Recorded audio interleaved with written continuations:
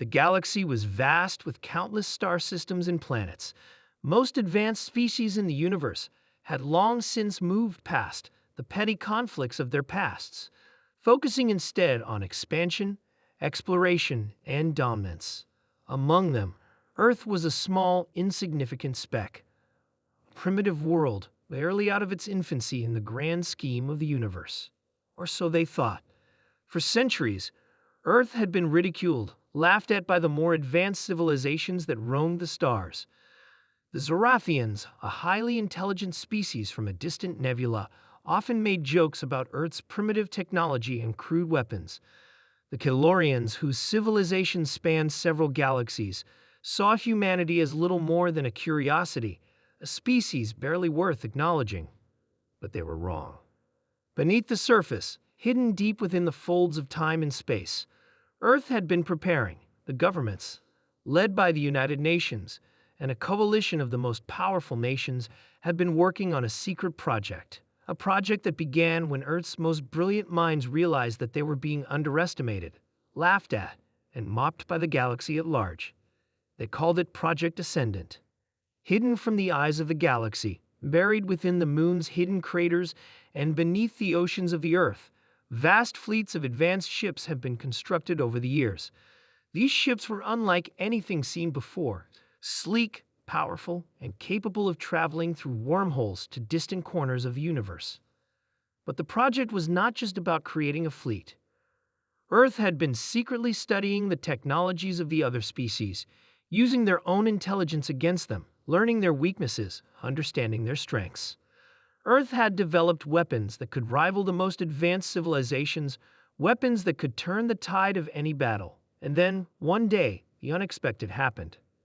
The Kelorians, once proud of their technological superiority, began to openly mock Earth's advances. They sent messages of ridicule, taunting humans for their primitive ways. The Zorathians followed suit, sending waves of snide remarks and insults through the galactic communications channels. The mocking reached a boiling point when a fleet of Kelorian ships appeared at the edge of Earth's solar system, ready to invade and crush the so-called primitive species once and for all. They believed it would be an easy victory, an insignificant planet to conquer, no different than the many they had subjugated over the centuries. But they underestimated one thing. Earth's secret fleet had been waiting, its ships hidden in the shadows, cloaked by technology far beyond what the invaders could comprehend. The moment the Kelorian fleet crossed the threshold into Earth's territories, something changed. A signal was sent.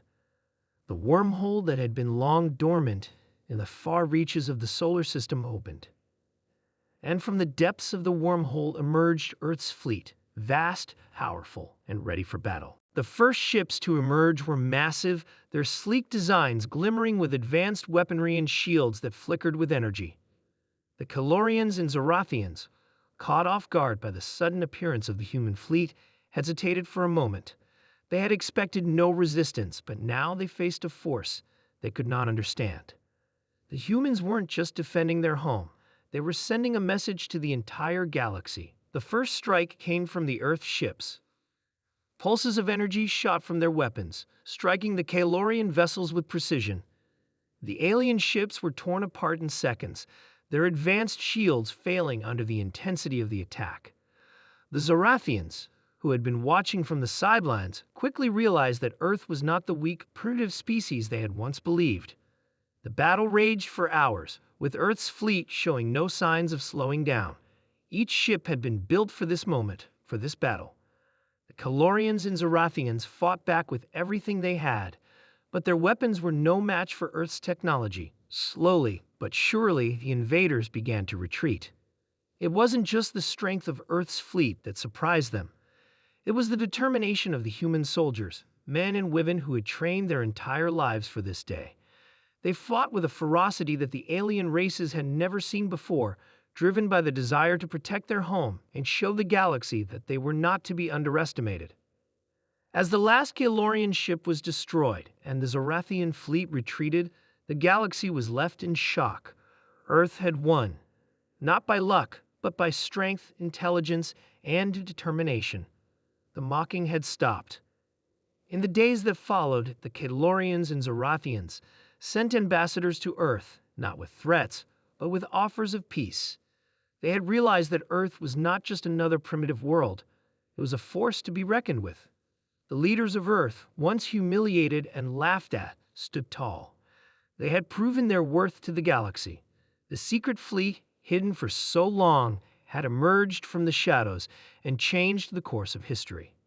And as the people of Earth looked up at the stars, they no longer felt small and insignificant. They had shown the universe that they were capable of much more than anyone had ever believed. The galaxy would never mock Earth again. They would remember the day when humanity's secret fleet emerged from the wormhole, and the day when Earth proved that it was no longer a forgotten world, but a force to be reckoned with in the vastness of the universe.